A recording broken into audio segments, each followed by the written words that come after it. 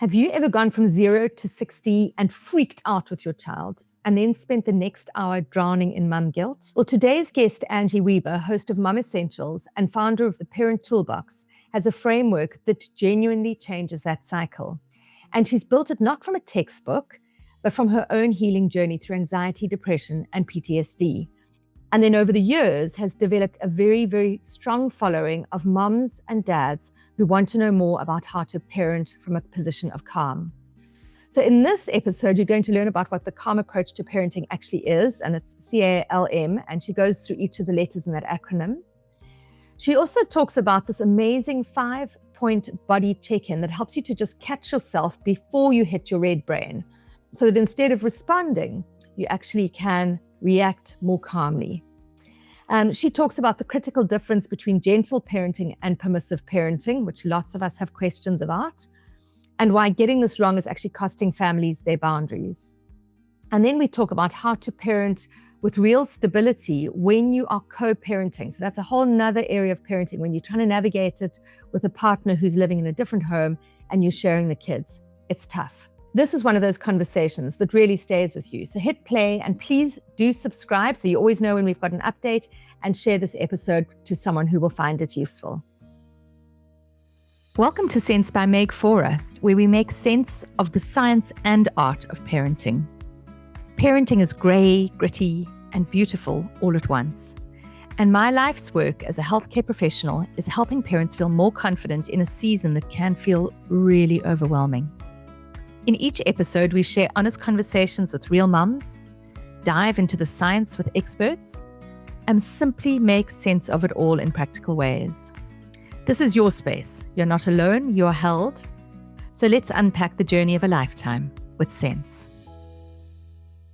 Welcome back, mums and dads, to Sense by Meg Faure. It is always my delight to meet you here weekly. And as you know, every week we have either a mum or dad who join us and chat about their journey, or a parenting expert, somebody who has developed or learned or had some sort of scientific background in something very niche within parenting.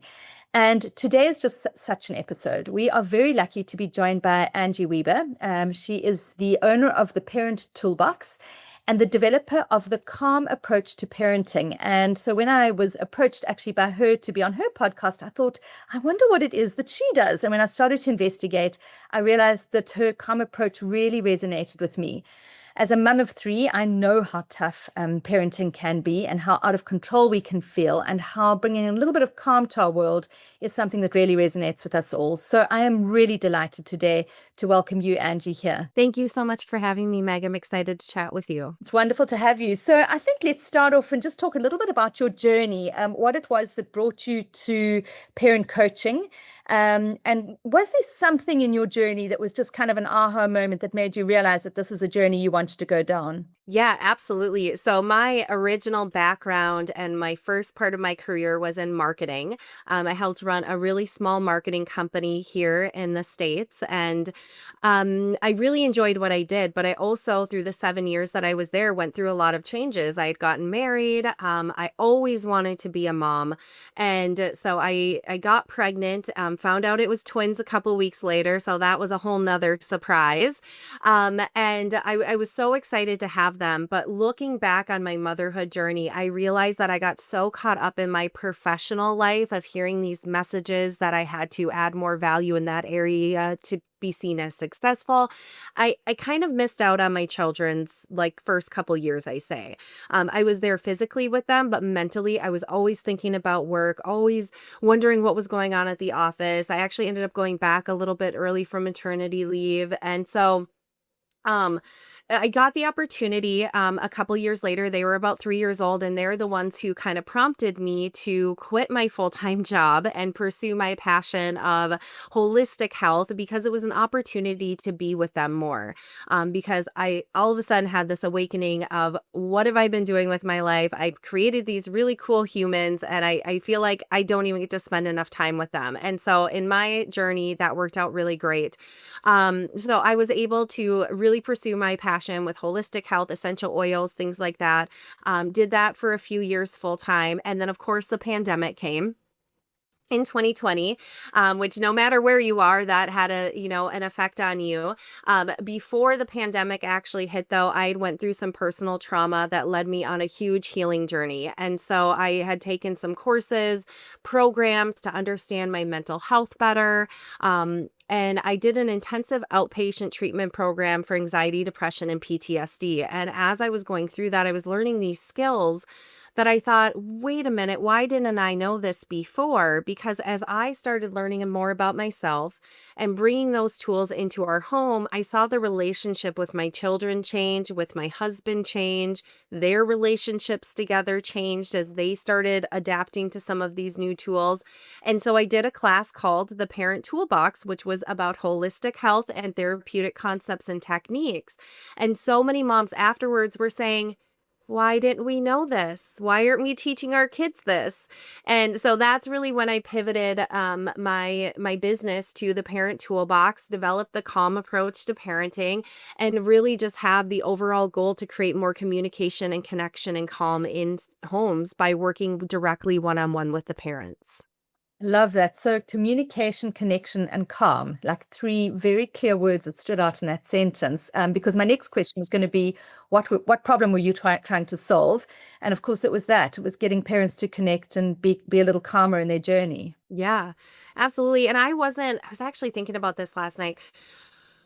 I I I like to tell my parents, like, we get handed down our tools from our parents who got handed down their tools, who got handed down their tools. And I know you talk a lot about technology, and we can kind of look at that with our parenting tools as well, as the world is just so much different now. And so we need different tools, and we can upgrade our parenting tools, not saying we're going to shame our parents for what they did or how they did it, because they did the best with what they had at the time.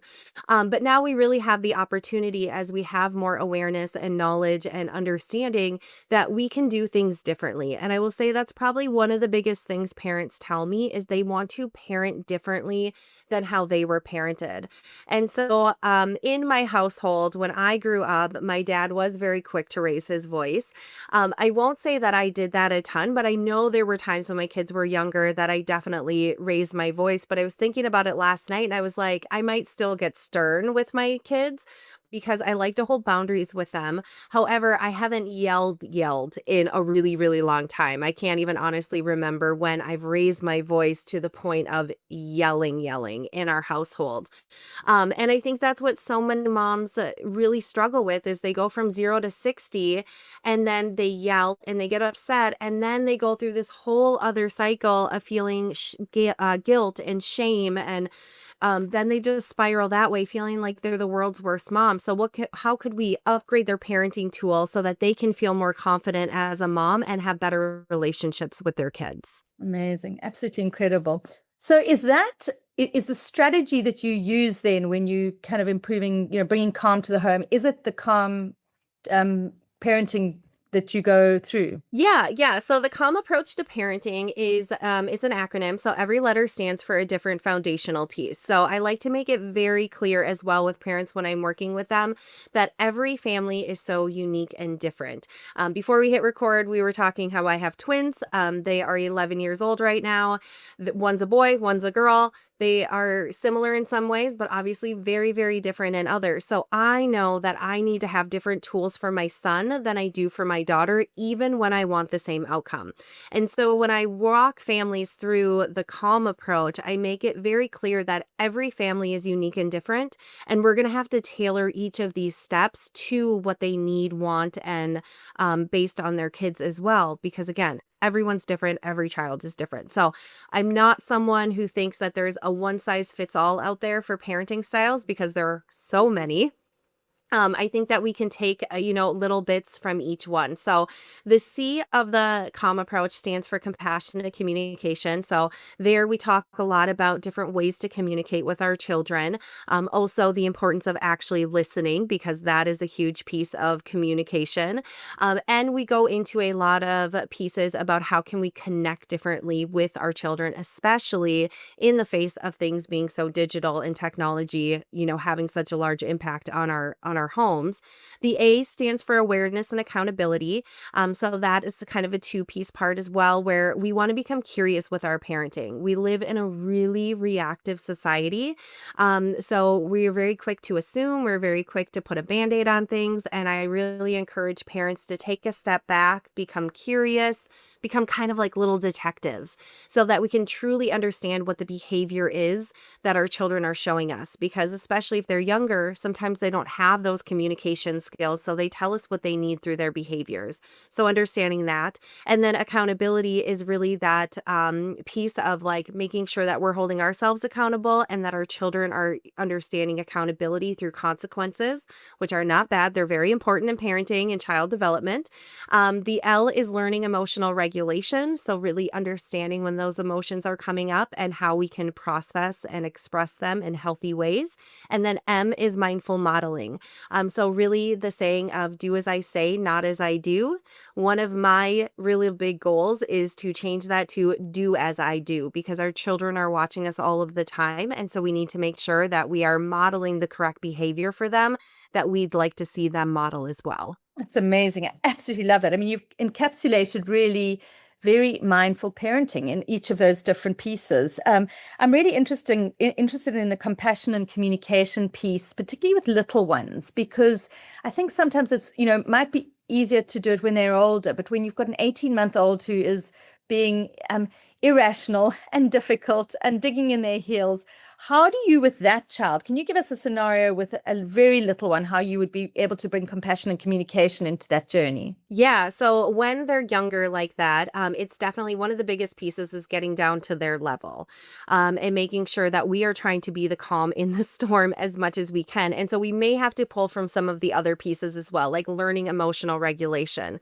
because when our children are dysregulated, it's really easy for us to become dysregulated, and then that's not going to help the situation at all. So if a child who's 18 months, for example, is having a fit, is throwing things, the first thing we can do is get down to their level and not raise our voice, but talk to them just as we're talking right now. Because if we raise our voices, it's really not going to do anything. It's like when you are trying to talk to someone who doesn't speak your language and you think by talking louder, somehow it's going to translate to them, like that, it just doesn't work like that. So we want to make sure that we can stay calm, get down to their level, talk to them, and also simplify things too. They don't have the brain development. They're not going to sit down and say, well, mom, this is what's going on right now. And this is why I'm crying and I want to throw things. So we can do stuff like choices, for example, like we don't use this to throw. Would you like to, do A or do B, and then leave it at that without trying to give them a million different situation or options as well is one thing that they could try do. Very interesting. So I would love to know what your thoughts are on the kind of gentle parenting, kind of approach that a lot of parents, where children need to be happy all the time and when you never say no to them. And I mean, can you give us a little bit of where you think that is landing us? Yeah, from the stuff that I see a lot, I think gentle parenting in a nutshell gets a really bad reputation because I think it gets confused with permissive parenting a lot. So, gentle parenting is typically seen as you never say no to your kids, you don't hold any boundaries. So people can see that as you're raising these entitled brats type of attitude. But really, gentle parenting at the core of the definition does have consequences and boundaries ingrained in it. But again, what happens is it gets confused with permissive parenting where we're not holding boundaries. We let the kids do whatever they want because we don't want to disrupt their lives. We don't want them to be upset. And so I think that's one of the biggest disconnects. I'm very much of like, hey, let's have our children thrive because that's what we want to do. We want to see them happy and thrive. And we still need to put in expectations, boundaries. Consequences are such an important piece of it so that we're not just creating really great kids, we're creating really amazing humans that they're going to grow up to be. So us trying to mow out all the obstacles to never have them fail or never have a discomfort is doing a much greater disservice to them than when we're trying to just make everything butterflies and rainbows for them 100% of the time. Yeah, absolutely. And I think that's a very important differentiation that gentle parenting doesn't have to be permissive parenting. I think it's very important that we see that. the reality of gentle parenting with boundaries is that you are going to face your child's wrath. You are going to have a child who's very angry with you, very frustrated, and actually very unhappy sometimes, because part of not being in the permissive parenting cycle means that you've got to draw in some really firm boundaries and say, well, that is not how we're doing it. We are going along it this way because it's the better way to do it, and I'm the adult in the room, and I think what I feel for parents now is that, there's a lot of noise, particularly on social media and the snippets around, gentle parenting being the way to do it, and that your child has to be happy in this happy state. And actually, where parents must be asking, well, what happens to the boundaries? How do I put these in place? And so I think that is really something that's very tricky. I always talk about the ABC approach to parenting, to any discipline. A being acknowledge, which is acknowledge either the intent or the feeling behind the behavior. So I know that you, like child throwing a temper tantrum at 4 o'clock in the afternoon, I know it's the end of the day and you're probably hungry now, like what's going on behind it, get underneath it. The B is the boundary. Like you absolutely cannot keep jumping on the sofa because you're going to hurt yourself, or you cannot watch screens now because we've had our screen time today. And then the choice, which you actually mentioned, which is between two things that you can manage and that you think that are within the remit that, that is okay for them at that time. And when parents can go there, it's ideal. The difficulty comes, and you actually mentioned it just now, is that when you are in your red brain, so when you are in flight, fright, and fight, when your sympathetic nervous system is screaming because you're tired, you're sleep deprived, you're overstretched, your child's thrown a temper tantrum, made a mess, whatever it is, it's very hard to get yourself into a green brain, into your prefrontal cortex sufficiently to actually go, hold on, let's be rational here, let's be the adult in the room, ABC approach to parenting. Do you have any, and I'm sure that it comes into your mindful side of it, as well, and your regulation, do you have advice for parents when you're going into your red brain? How do you recoup? How do you get yourself back into your green brain? Today's Dose of Sense is brought to you by Parent Sense, the expert-based parenting app that gives you daily support from pregnancy to sleep, feeding, and daily routines. Take the guesswork out of parenting. Download Parent Sense today and use the code SENSE50 for 50% off. Do you have advice for parents when you're going into your red brain? How do you recoup? How do you get yourself back into your green brain? Yeah, absolutely. And then I want to say something really quick about boundaries too, that it's not just something that you should say one time and expect your child to remember. I'm very passionate about families coming together and discussing what the boundaries are, especially if they have older children, or, older elementary age, getting towards preteen, really talking and helping them understand the why behind the boundaries, and then also attaching a consequence that makes sense. That's where a lot of power struggles come in, is when we say, oh, you didn't clean your room, so you can't go to the birthday party in 2 weeks. That's not something that the children can necessarily correlate together that makes sense, and that's where power struggles come in. So boundaries can be challenging to implement, but the more you can communicate with your children and with your family and showing the reasoning behind it and just the repetitiveness of it, that can help a lot to kind of ease some of that tension and have it escalate into a fight, for example. And then, yes, how do we, get into our green brain versus our red brain? And this is why I love to work with the parents directly. I don't go in, I'm not super nanny. I don't sit there in the corner saying, this is what you're doing wrong, and I'm the perfect parent, because I'm definitely not. But I love working with the parents because we sometimes have a harder job with trying to rewire our brain and change those behaviors and habits that we've had for so long. Whereas once we are able to make some of those changes, again, then the children see us make those changes. And at a younger age, they're a lot more moldable than we are in our 30s or 40s or 50s or whatever age, we're parenting at.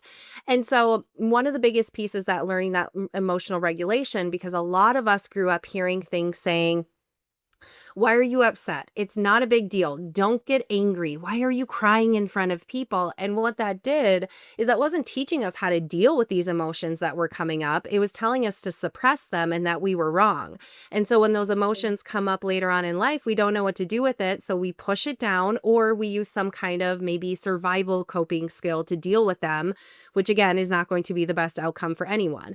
And so once we can start really tuning into our body and understanding what the the cues our body is sending us before we get into that red brain, the more we can adapt and pivot to be like, oh, I can understand that I'm starting to get really stressed out in this moment.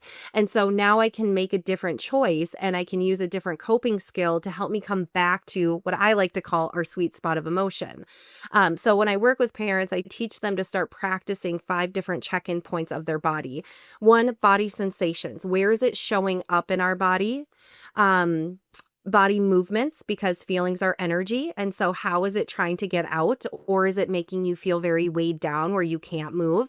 What kind of thoughts are you having in that moment? And also, how fast are they coming in? If they're super fast and you can't comprehend them, or if they're like molasses and it doesn't feel like you can even comprehend one at a time.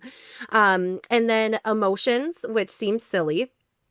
Because you might say, well, I'm just really angry right now, Angie. Like, what are you talking about? My kid is throwing stuff. Of course I'm angry. But feelings have a way of masking themselves. So really digging into say, okay, here's my first instinct, but is there another feeling underneath that I can figure out? And then the last one are your 5 senses. Are any of them heightened or dulled in the moment? And so that might seem like a really long list to your listeners right now where they're like, oh my gosh, how am I ever going to go through all of those every single time I'm getting dysregulated when my child is, throwing a fit?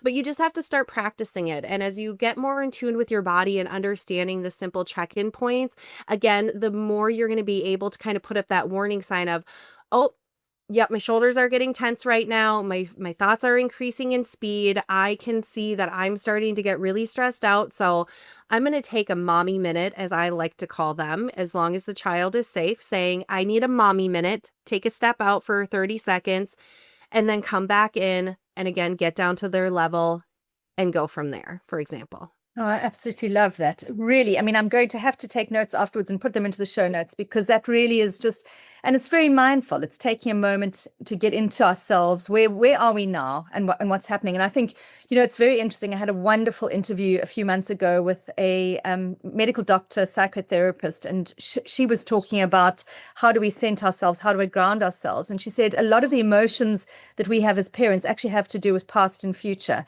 Oh, I shouldn't have done that yesterday, or oh no, like I've stuffed that thing up, or I'm so furious with my child because an hour ago they did this, or I made this whole meal and now they're not eating it. It's all history. Or looking forward and going, oh no, like if I give in to this, then it's 3 years worth of them, whatever, or they're going to end up never being able to potty train because they're going to walk down the aisle in their diapers. So you're kind of either thinking past or you're thinking future. And actually what you're talking about there is grounding yourself right here in the moment, in the now. What's happening in my body? What's happening in my mind? What's happening in my senses? And, grounding yourself, taking a breath. A thing that I read, amazing thing that I read very recently, I'm sure you've seen it's all over LinkedIn and so on, is how many more afferent neurons we have from our body to our brain rather than efferent neurons from our brain down to our body. And so a lot of what happens in our brains with how we're feeling and being in that kind of green brain, red brain comes from our body. And so now we're understanding that taking that breath is actually the thing. It's not the kind of, it's not the outcome of what you're thinking. It is the thing that drives the way that you think. Just stopping and taking a breath, taking a moment, tapping your shoulders, whatever it is that helps you to ground in the now is something that can actually regulate your thoughts as well. Yeah, I love all that. And the more that as parents, we can come in connection with our body again, because our emotions are always sending us these cues and these signals. We just need to learn how to listen to them. We can then communicate better with our children about what they're feeling. So I never expect, like, you wouldn't sit down with an 18-month-old and say, can you please tell me what your body sensations are right now? Because they're not going to know how to communicate that way. But we can say, can you point to where this is happening in your body? Or can you, do you feel like you need to dance right now? And so we can start getting them really in tuned as well, so that they don't have to do all this rewiring in their adulthood. They can really learn it and embrace it as their children. And of course, with saying that too, like, I am not saying that it's okay for our children to throw stuff or to be angry all the time, but every emotion is normal. It's just an emotion. And so there's no good or bad ones necessarily. They're all just energy. They're all just emotions. We all have them. And that comes into the boundaries of, okay, when you're angry, you can express it like this, but there's always 3 rules that I teach with anger too. You can't harm yourself. You can't harm others, and you can't harm property that's not supposed to be harmed.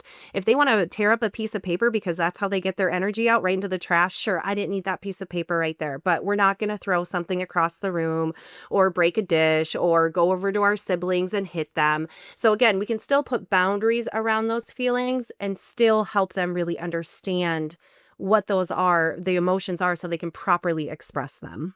Yeah, I love that. I call that in the UK, they have in England, they have every business talks about health and safety. Like there's health and safety, health and safety, health and safety. And I always say to parents, you've got kind of two litmus tests for whether you want to chase something down with your child or have a boundary.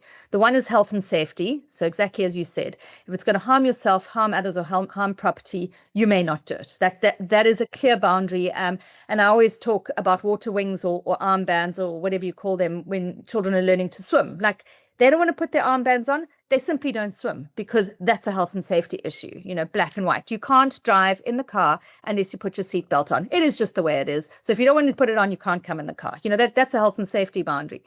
And then the second bucket of boundaries are pick your battles, because some things that we chase as parents should not be chased. And I always use the analogy of a 4-year-old who wants to wear pajamas to preschool. Well, that's okay. They're wearing clothes. They happen to be the clothes they slept in the night before. Don't pick that battle. And so, kind of giving into as many things as you can and giving them the control over as many things as you can is actually also an important default point. So chase down the health and safety, and for the rest, think twice and decide, is this really important? And it might be important because it could be saying please and thank you, and that's manners, and for your family values and for your culture, that's important. You can chase it down. But is wearing pajamas to school that important? Maybe not. So yeah, that's kind of the parameters I look at. Yeah, no, that's a great point. And I work a lot with co-parents as well. And so when you're looking at a co-parenting situation too, I have to remind the parents that of like, what hill are you willing to die on? And is it going to benefit your children in the long run, or is it going to do more harm because you are just digging in your heels because you don't want your ex to be right or get their way. And so, but when it comes to our kids wearing pajamas, I mean, my goodness, my kids had the most ridiculous outfits sometimes, but I was like, hey, you have mismatched socks. You still have socks on and it's cold out. So I think we're good to go. Brilliant. Absolutely. Well, I just love that you moved on to co-parenting, because I know that that's a personal passion of yours. And, you just actually alluded to something. I mean, my husband and I have always had a great marriage where we work hard at it. We have a great marriage. But even in the context of that great marriage, I really hate it when he's the nicer parent. Like, I want to be the nicer parent. I want to be the parent that the kids want to be with. It's inside of us, even though we are a great team. I can imagine that if you are divorced or if you're co-parenting, like you really, really you do want to be the parent that's the parent in favor. And that will mean that there is a mismatch on the parameters and the boundaries, because maybe there's a parent who's going to be more permissive because it makes them cooler, it makes them easier. Can you help us with that? How do you advise parents to navigate that? Yeah, absolutely. I mean, again, co-parenting can bring in its totally different challenges, which is exactly why I love working with co-parents, because when I work with them, typically I work with just one parent. So they have two different situations that they're looking at. One, how do I parent the best way I can when I only have my kids part of the time? And how in the heck do I navigate this relationship with my ex or soon to be ex? Because we probably don't see eye to eye on a lot of stuff. And honestly, there was probably a lot of miscommunication that may have led to this divorce in the first place. So now that they're divorced, that miscommunication may continue, right? And so one of the things when it comes to co-parenting is that you need to understand kind of what we were just talking about, like what can you control and what can you not control? You can control what happens in your house. You can control your rules, your emotions, your behaviors, your reactions. On the flip side, you cannot control your co-parents' house rules, behaviors, reactions, emotions, everything like that. And so it's really coming to terms with that. And in a situation where maybe the co-parent feels like, well, you told me what to do all of our marriage, and guess what? I don't have to listen to you anymore. That's going to make them even want to go the opposite way even more. And so we can't hold on to that. What we really need to focus on, again, is what is in our control and how can we parent the best way we can. Now, with that, I always say, there's research out there that shows that it's not necessarily the divorce that has an effect on children. It is high conflict co-parenting situations that have more of an effect on children that can show up academically, behaviorally, emotionally. And so for example, in my Calm Family Planner, I really enjoy telling people or co-parents about this, because there is, in the beginning section of it, it goes through creating stability in forms of core values for your home, rules and regulations. So it's, or rules like boundaries, and consequences. And there's a whole guide to, figuring out what those are. It also goes over family responsibilities, because they might come home from mom or dad's and say, I don't have to do anything over at mom's house. Why would I have to do stuff over here? Well, again, 2 separate households, 2 separate rules, and all we can do is keep going back in that repetitiveness and that communication about this is how this household runs. But we can't just tell our kids. They need to be involved in it. They need to feel like they have a voice to be heard too. And then there's also family goals. And so throughout the family meetings, which the planner is for, we can really kind of come back to those foundational pieces to create that stability with our children. Now, they might not like it all the time. They might not come home and be like, oh my gosh, I'm so excited to do all of my chores like that you have for me right now. But again, the more that we can be consistent with them and hold those boundaries and communicate with them, the more stability we're creating. And we're creating that safe space where maybe the other parent, not always, but maybe the other parent is kind of sporadic. And sometimes this flies, sometimes it doesn't. And sometimes you can do this, sometimes you can't. Really focusing on that stability is the main piece. It's so interesting. As you started to speak about that, the word that just kept ringing for me was consistency, was that this is the way that it is here, and you're safe because these are the boundaries here. And I think that is a very big piece of, actually, for any child, just feeling safe in a space is the bigger thing than feeling comfortable or feeling, whatever, getting their way, feeling safe with the boundaries. So I love that. I feel like we have got so much more to talk about. I really do think, and what I can hear that will be of real value to my parents listening would first of all be that Calm Family Planner.